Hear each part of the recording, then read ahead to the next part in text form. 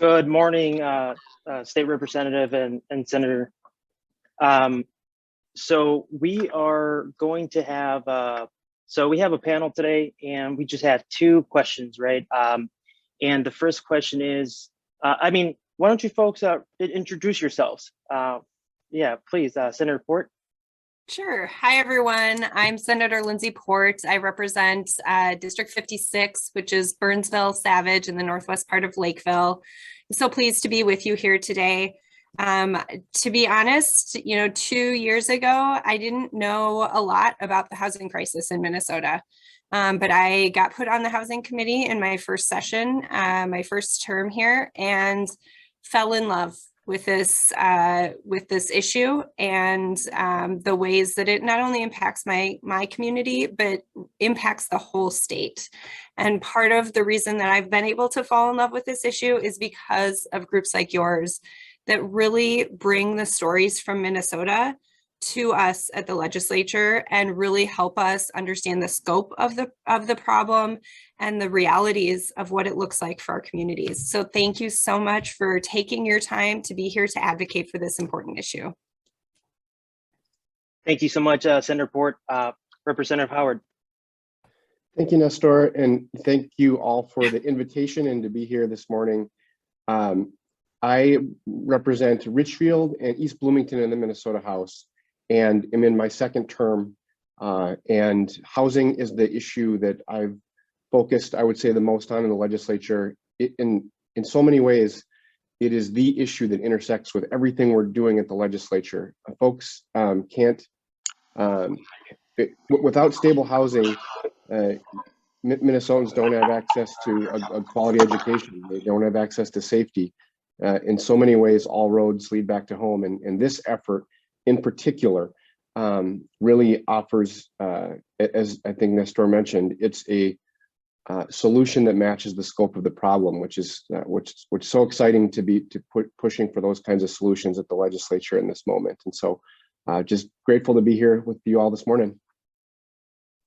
Thank you so much, Representative. And our first question is, we're going to start off with Senator Lindsey Port, is why bring it home Minnesota? And why is it important for our state to pass this legislation?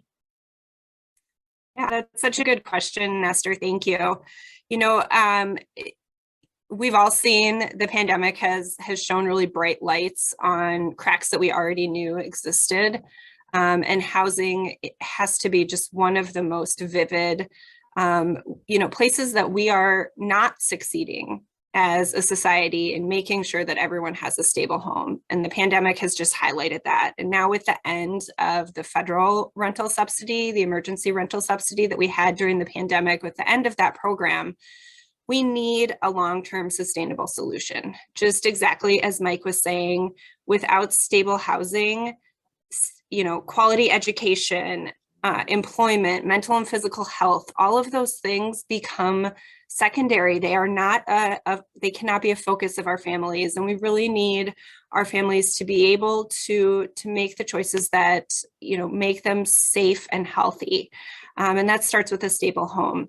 We have a surplus right now. We have money to spend on this, and frankly, it's an issue that we have sort of given lip service a little bit to here and there, but we've never made the big sustainable investments that can actually make a difference. This is a moment for us to make investments in all of Minnesota, in all of Minnesota's families that really make a huge difference. And we could end homelessness. We could really make a massive change in the stability of housing for Minnesotans with this bill. And frankly, we can't wait any longer. Minnesotans need this, and we need to bring forth the political will to get it done. Thank you so much. Thank you so much for that honesty, Senator Port. Yeah, and it's definitely very needed, that permanent solution, as people are saying in the chat. Representative Howard, why is bringing home Minnesota so important for our state? Yeah, I mean, the one thing that I really appreciate about this legislation is it's elegant in its simplicity, in that it is a solution that helps people afford their home. And right now in Minnesota, over 500,000 Minnesotans are cost burdened, meaning they're paying more than 30% of their income in housing. And more than 200,000 Minnesotans are severely cost burdened, meaning they're paying more than 50% of their monthly income in housing. And when you're paying more than 50% of your income in housing, that means if you're basically one, flat tire or medical issue away from, being in real crisis. And what we've seen year over year is is in particular the cost of rent continue to escalate because for a host of reasons, but we're simply not building enough housing that's affordable for Minnesotans. And so this is a solution that utilizes resources and deploys them in a way to help people afford their home. And the reality is we can't afford to do this. It's a question of values. Right now, Minnesota spends 0.3% of its state general fund budget on housing. 0.3%. If we just bump that up to a percentage point, if we get to 1% or 1.5%, we can make considerable investments to help Minnesotans afford their housing all over the state. And that's why this is so important. Thank you so much, Representative Howard. And yes, to reiterate that, I think you are spot on. It's a matter of values, right? Because the state has the funds, and we all can agree that Beacon really embodies those values, and that's why we're getting excited and getting active this week because it's really important. Yeah, so thank you so much. The next thing is really is really how, because you folks have served. And you're probably in your first or second terms, right? So really, you have a really fresh perspective on how the legislative process works, or excuse me, like being an insider, right? And us right here, we're just coming in, we're learning how to engage with legislators, talk to them, right? Ask them those really tough questions without much fear. And I'll start with you, Representative Howard. What kind of tips can you give this community in doing this legislative outreach, this like quote unquote lobbying, right, for you folks? Yeah, well, first what I would say is thank you, and your voices, your stories are powerful, and legislators like myself and Lindsey and others, we want to hear from you. And so that's the main thing I would convey, is that when you have space and time with your legislators, they by and large really value that interaction, that time, that personal connection, and your stories.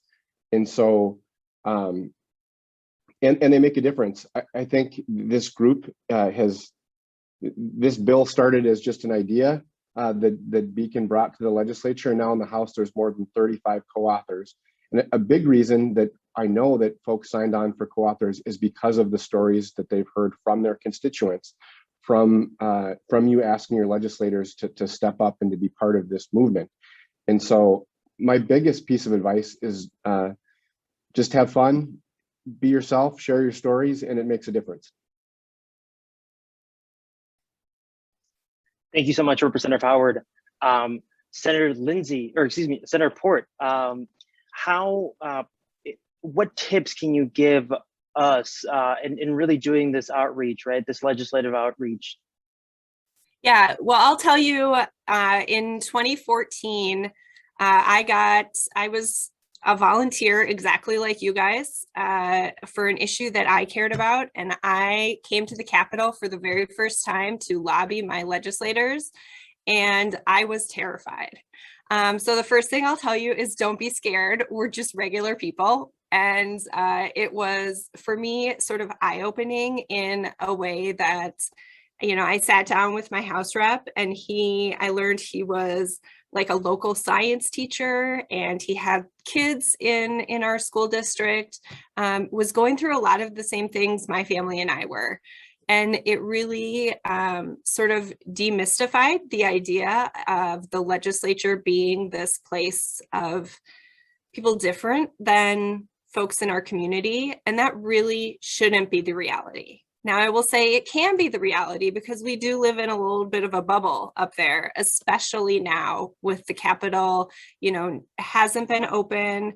We haven't been able to connect with our constituents as easily as we have in the past, which makes your job today all that more important because just like Mike said, we really do value hearing from folks in our community.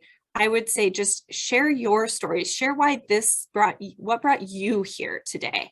What made you get up and be on a Zoom at 8:30 in the morning on a Monday and spend your day talking to your legislators? That's important to us. And it helps to bring that passion that brought you here to your legislators. It really is about telling the story of Minnesotans, whether it's you yourself, whether it's folks you've helped through your congregations, through your work at Beacon, or people whose stories you are lifting up. That really is what changes people's minds and gets them to be not just supportive of this legislation, but champions for this legislation. And so my final tip is if your legislator is on board and they are ready to be supportive, ask them to go that extra mile and join us as champions.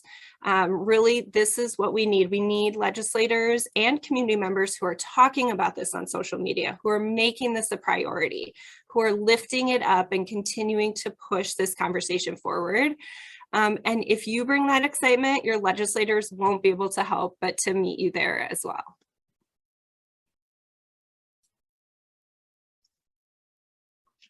Thank you so much, Senator Port. I think that's spot on.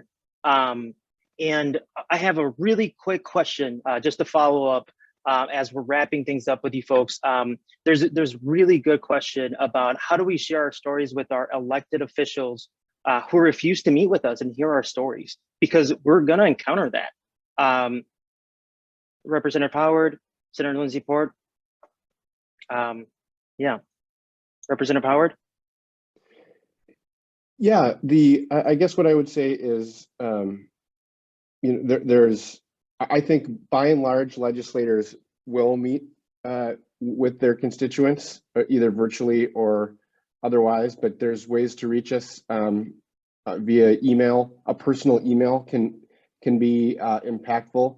I think that we as legislators, we're reading our emails and especially ones that have a sort of personal connection, that don't sort of feel like they're just a copy and paste type of an email, can really make a difference. I've just seen it time and again when we're in a caucus meeting with amongst our colleagues and a legislator will bring up an issue specifically out of a phone call or an email from their constituent. And so the more sort of personal you can make it, the better, and helps kind of break through. Thank you so much, Representative Howard. Senator Port. Yeah, I'll just add to that. If you aren't able to get a meeting directly, but you're leaving a voicemail or sending an email, call out the fact that you are a constituent. That's important to members to know that it's folks from their communities. So that's one tip I would have. And really then if after, sort of repeated contact, you're still not getting, a response, it doesn't hurt to tweet something or share something on social media and tag your senator or your representative and ask them where they stand on it. This is such a vital issue. It's so important to our communities that putting that public pressure is also can be a way to help, move people or make them take a stand, make them give you an answer one way or another. It's effective. That's right. Thank you so much, Senator Port. And with that, we're gonna wrap things up with the panel here. Thank you so much to both of you for taking the time to really meet with us, to our base. And can we give the senator and the representative a round of applause, please? That's right. Thank you so much, y'all. Have a great day, and we'll be seeing you folks. Have a great time today. Thank you for coming. Thank you. Thanks, everybody.